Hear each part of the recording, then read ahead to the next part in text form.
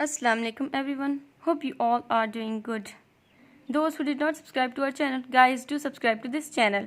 So we were studying legislative procedures. So today we are gonna end this topic. So today we are gonna study fifth stage of legislative procedure, which is the last one. Okay. In this stage there happens third reading. ठीक है, fifth stage में जो है third reading होगी. अब third reading कैसे? After second reading of bill. ठीक है, बिल की सेकेंड रीडिंग में इन फोर्थ स्टेज, जो कि फोर्थ स्टेज में हुई second reading of the bill, here third reading starts. अब फिफ्थ स्टेज में क्या होगा? थर्ड रीडिंग जो है वो स्टार्ट होगा बिल का. Here no amendments are entertained. ठीक है, अगर नीड भी हुई अमेंडमेंट्स की तो फिफ्थ स्टेज में they are not allowed to bring any amendments or to propose any amendments in the bill.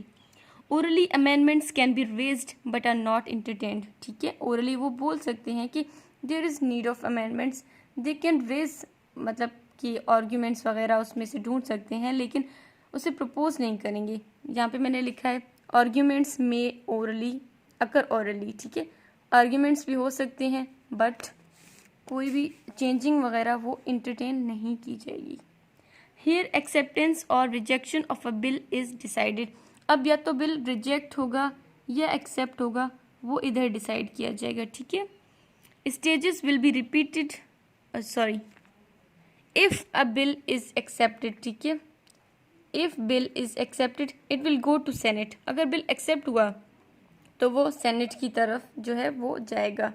And all the stages will be repeated. ठीक है, जो भी स्टेजेस असेंबली में हुए वो सेनेट में भी दोबारा रिपीट किए जाएंगे. And if they find it okay, और अगर उन्होंने समझा कि ये सही है bill, then it will be sent towards president. ठीक है, किसी भी मुल्क के प्रेसिडेंट की तरफ फिर जाएगा वो बिल फॉर हिज एसेंट. ठीक है, फिर वो अपने एसेंट उस पर देगा तो जो है वो बिल एक्ट कहलाएगा. ठीक है, in senate for the repeat study of a bill approximately 30 days are required. अब जब सेनेट के पास वो बिल जाता है, सारे स्टेजेस फिर से रिपीट किए जाते हैं, तो उसके लिए जो डेज होते हैं वो अप्रॉक्सीमेटली 30 days उनके पास होते हैं बिल को चेक करने के लिए. President has to give his assent within 10 days. अब प्रेसिडेंट के पास जब एक बिल एसेंट के लिए जाता है तो उसके पास 10 days होते हैं टू गिव हिज एसेंट. ठीक है, 10 days में उसे देना होता है. He can return the bill for reconsideration if required. ठीक है, अब क्या होता है, अगर प्रेसिडेंट को कोई कमी बेशी लगती है तो वो क्या करेगा, वो वापस भी कर सकते हैं फॉर द रिकंसिडरेशन. अब for reconsideration Senate and NA will jointly seat.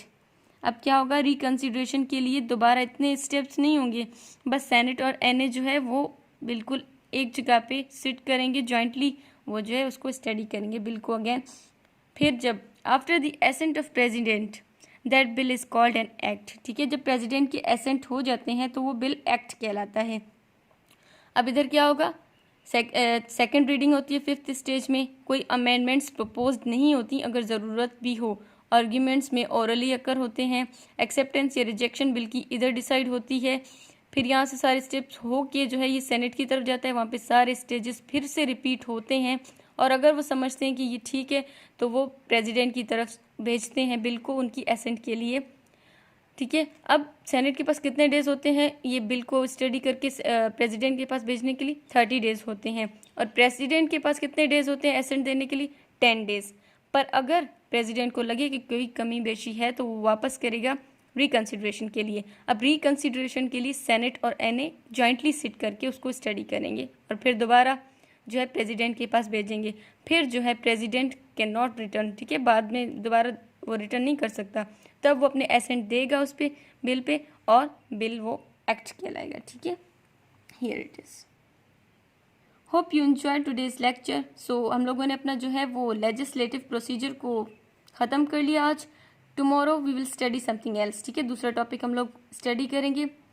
सो मुझे दुआ में याद रखें. अल्लाह हाफिज़.